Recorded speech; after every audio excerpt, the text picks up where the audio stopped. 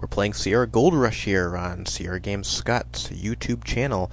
A few small things I just want to point out before we head off back onto the trail, or at least onto the proverbial trail of this Sierra game. At the end of the last episode, you can see the level of my multimedia skills. I did not edit out the little last portion, so that was just taking a look at some of my pretty uninteresting icons on the back part of my desktop. So I apologize if I wasted a couple seconds there for you guys. The thing actually closed on me when I tried to pause it, so hopefully that doesn't happen again. But I didn't want to redo it, and I don't think I have really the software to take care of just editing that out, so I didn't think it was a huge imposition.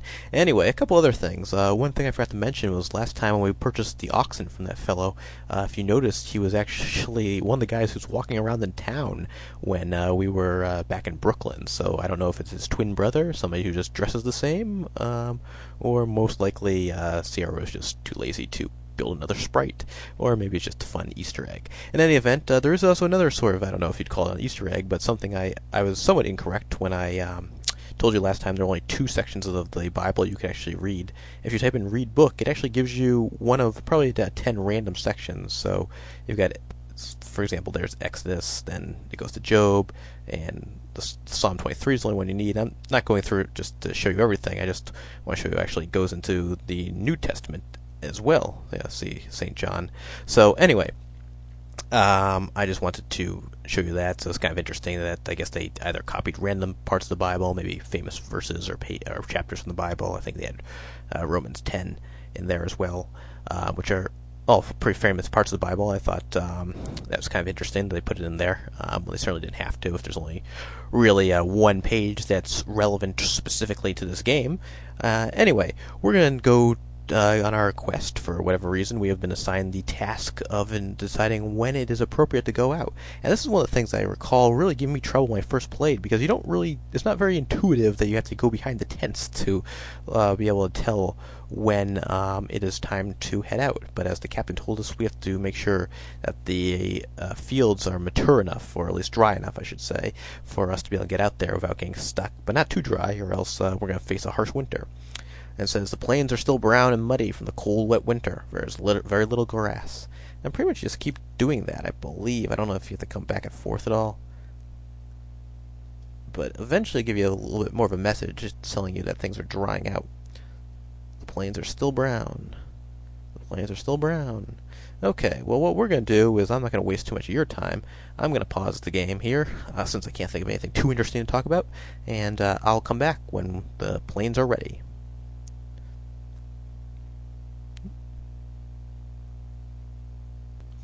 Okay, that didn't take too much time, but it says your keen eye has noticed that the plains are growing greener every day. The mud is beginning to dry, and that is our hint that it is time to head out. So we're just going to go over and talk to the captain and let him know that it is ready. The planes are ready. And this is one of the things that's kind of annoying about some of these old Sierra games. They're just very tedious. You have to wait around for a while, and not really a lot of fun. But we're going to talk to the man. You report back to Captain Buddy. I think that it's time to head west. Captain Buddy bellows, "Okay, men. Our scout Jared is determined that it's time to break camp and head west. Let's hitch him up and move him out." Okay, so we are back here, and we are back on the map, and I believe it's okay. Yeah, so we're just going to get a bunch of pictures and maybe some text telling us what's going on. Oh, okay, so it's 2,100 miles to California.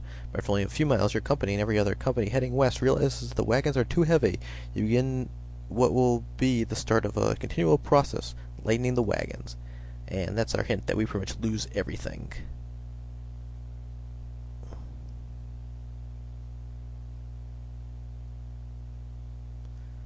Okay.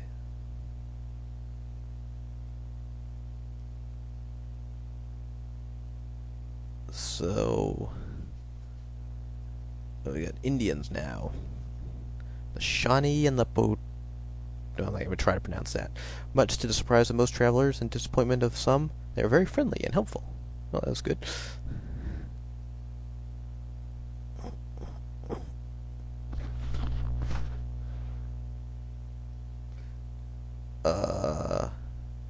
Okay. Well, that's another little fun thing, kind of like cholera. Hopefully we don't have to start the game over from the beginning. I am going to pause it here, apologize to everyone, and we're going to see if we can get that to work properly. So we'll be right back.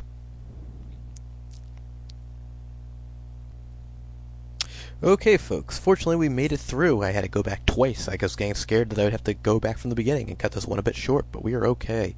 So we made it over the river. There was no other accident. I think that's pretty ridiculous having some of those silly random events take you out like that, but that is at least Sierra of the era.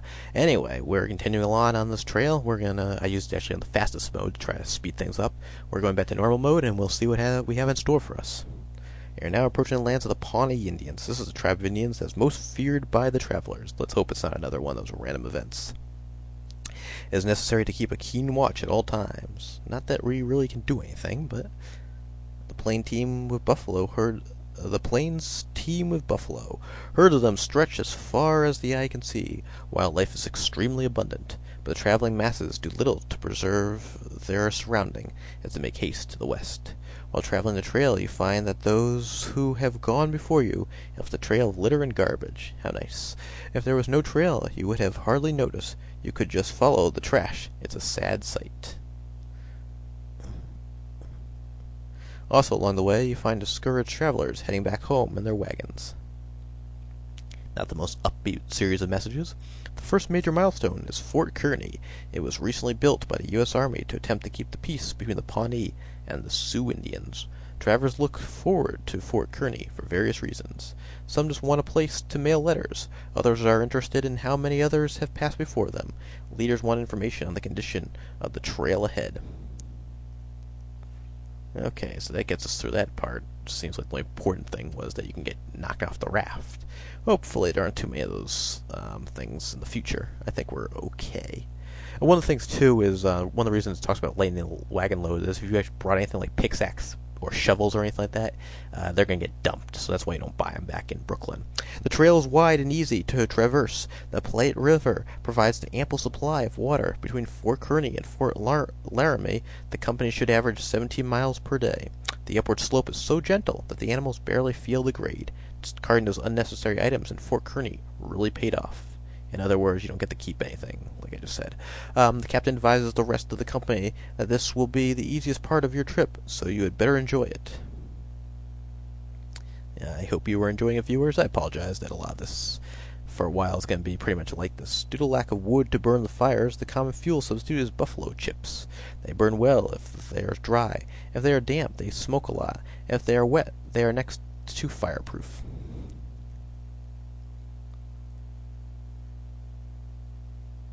One of the main obstacles between you and Fort Laramie is the crossing of the South Platte River. What makes this river so difficult is that the riverbed is like quicksand. The trail ahead will take the company by the most prominent landmarks of the trek and also the west. Now, I wonder if they actually ripped off any of these ideas from Oregon Trail, because it feels a lot like it. I'm pretty sure Oregon Trail came out first, but in any event, we are continuing along this path. Courthouse Rock, yeah. In fact, Chimney Rock.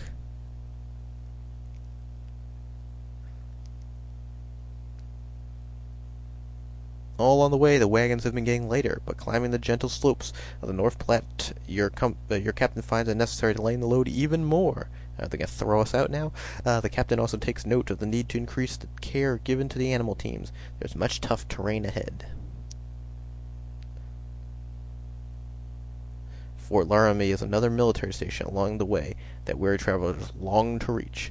Once they arrive, many meet with great disappointment. They are unable to acquire many of the articles they desperately need, such as fresh animals to replace those that have died along the way, or those that will not last much longer. You could have all the money in the world, and it would be useless. They just aren't available. Okay.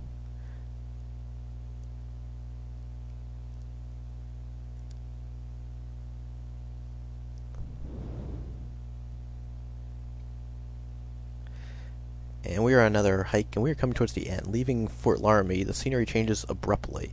From the gentle slopes of the plain, you are now traveling on the sandy, steep trails leading onto the hills called the Black Hills because of the dense growth of juniper and pine. So I'm hoping we can get to a cutscene that should be coming up soon. It is now obvious that many wagons on the trail are still extremely overloaded, and they've been abandoning all necessary items in mass quantities. And we are at the end, so we're going to pick up here next time, and I'm going to pause it right now.